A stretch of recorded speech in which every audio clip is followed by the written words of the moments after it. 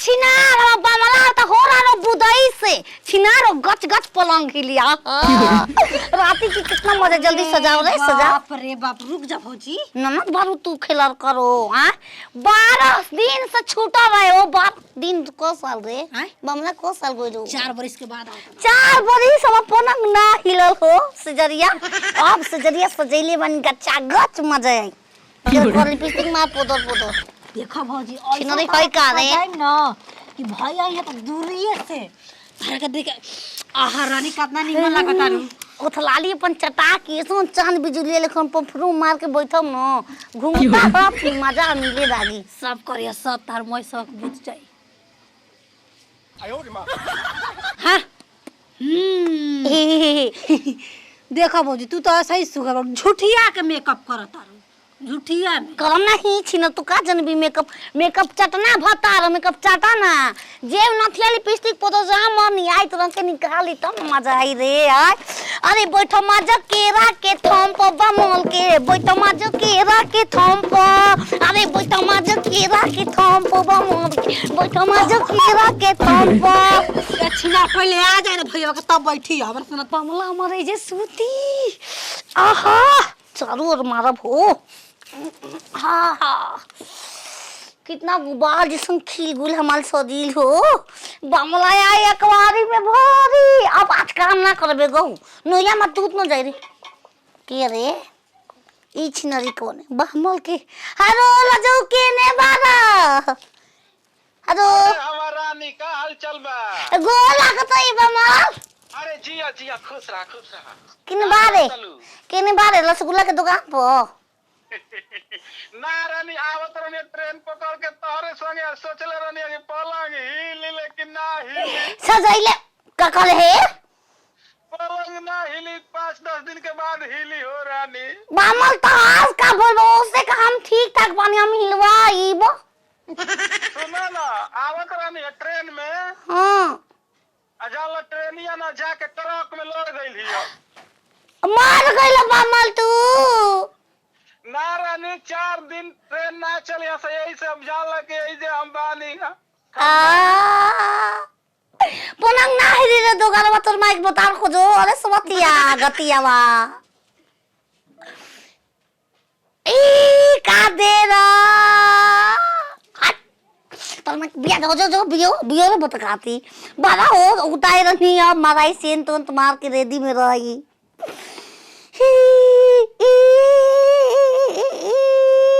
बस आज मैच अपना टूट तात गया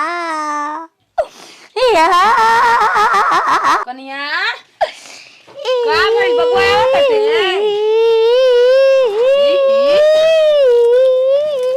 ए खुशी के माहौल हमरा से बोलबू का भइल लड़ गइले माई के तोरा में लड़ गल घर में सोचले रही पलंग बवंडर ले खाइला बवंडर ले खाऊ काए खाती पलंग हिलाए फिर बता बबुआ फोन कर से आवता लड़ गइल भटकाती घटिया लड़ गइल बा करा में लड़ गइल बा ट्रेनिया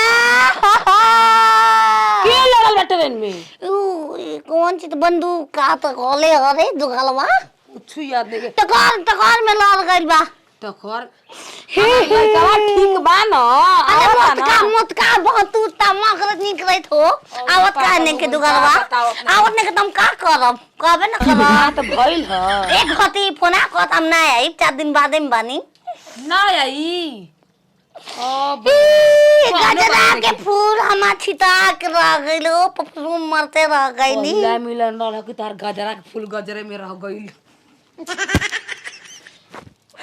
नया चोली का छापे नम कोई पैदा नहीं हुआ ट्रक लड़ल बे देवर के बुलाओ रे घटिया देवर के बुलाओ हम पता है वक्त बोले बु भता रहते बा ट्रक का होता 4 दिन के बाद में बता लड़ गइल बा ट्रेन लड़ बस तू काहे नहीं खियाओ तू का बंद में हो गया अच्छा गाड़ी बंद हो जा हो लगानी लड़ गए सब 5 गो के देहांत से बंद हो गइल बा बाबा ठीक बा न बाबा बा बचवा हुआ ठीक बा न हर घटिया फोन कर ले भाई सही अरे कतना देख के आवा ना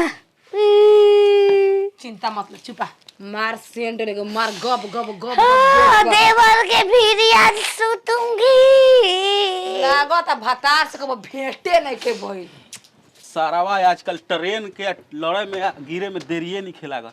रानी मेहरारू हमर कैसन बिया। भैया बोला ती भैया। अरे बंदना आइल बोले जा का खुश रह खुश रह। कोनी का बात हो गइल हटे हो? 4 दिन तो पहले ही आए वाला रह ना। टिकट सही है भइरला। आवत रहने ट्रेन में जना तरल कब गांव में पहुंच जिम, जना तरल कब पहुंच जिम, अब पहुंच जिम तले जाके ट्रके में मार दल से ट्रेनिया। आ ट्रक हो गेला हेत तारे। वो तो कटा के दुफारी में हो गइल होई। ये भैया एगो 4 दिन ट्रेन बंद। जान लग वही में हग्गा वही में खा पनियो और आगे ट्रेनिया में वही तरह बिना धवले ट्रेन बंद भइल, लेकिन ए भौजी बंद हो गइली।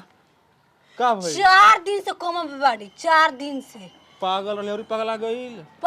बोलते कुछ नहीं की। आई हो रानी चुप हो जा। क्लीन के रहता में सदवा तो लोग कब गोइल करे चिनवा।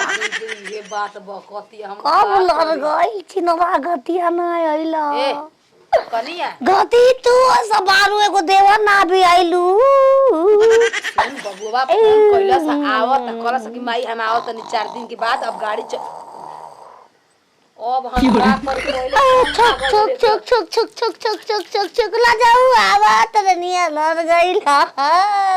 साफा चौपट हो गइल। अब हम कहां दवाई के ले जाई? लके झूठो रानी सारा के बना रे ठीक बालू गोड़वा तू दे गोड़ तक खाक लागी। ए जोसे कह देले न कि लड़ गइल। लड़ गइल हमारा जाऊ नी घुरात गई द रानी हम चिन्ह तो नहीं के। अरे तो भातार रे तो राजा जी राजा जी ठीक बालू मुहावा कैसन तो बमला आपका करेल रे आपका करेल बता गान मरवा अपनाइल बता जा बा गतिया बा सेंटवा ना मरले रहलू हा 5 दिन से मरे भाई। हमार दोस्त बा इस साला ट्रेन कैसे चलावत है सर ओने का चला ही नहीं खेत जब आगे ए ट्रक भोसरो तोके कनी सीख जा चलावे तो तू काहे ना चलैलो। पित्ता लग रहा तो गाड़ दुखा जाता सिनर ट्रेन चलावे इतना आसान बा। उ नौकरी ना है पढ़े के बेटा स्कूल के पिछवाड़ी घुमत पार के चलाओ जाला उ ना त काओ सही डॉक्टर साइकिल में पढ़ाइए ना पढ़ले तो ओमा ए भाई गलती भइल। ट्रेन जब बनैना सा हाँ। तो ओकरा में ब्रेक चाहिए हाईवे हाँ। कि जब ट्रक जाता रास्ता में आखिर रास्ता में ट्रक जात रहे तू खतियो या से मिले बोल बड़ा अपन तू झूठ में बारे बोल ए जमाना चल मना हमार संगे बहुत ठीक हो गइलू। रे तरनिया डरे नहीं फिर मारा जब चुप रह यार बुलाइल बा। लड़ गई हो बाबू करे जवा उलट गई टरकवा लड़ल त हमर भैया सेफ निकल आई ना। मोटवा कैसे बच गल हमी सोचई कैसे ई काहे ना भगवान माई खर्च दिया कइले रहे। तक बढ़िया बा मर त तन हम अपन पिठवा बोल रहती सेंटा मरल का हम बोल बा परब होला एगो मरल तेरा ही मनी करे पानी पिया पलंगिया बस सेक दूध भर ले। पियावे के पनान बना त तार पानी पियाई हो गर्मी 4 साल ले अकेले रहल बानी चला घर में चला हियल मुभल कुलुम ले ले रही ओने हमा घर रे क्या हुआ उहे ना बुलाइल घर आओ।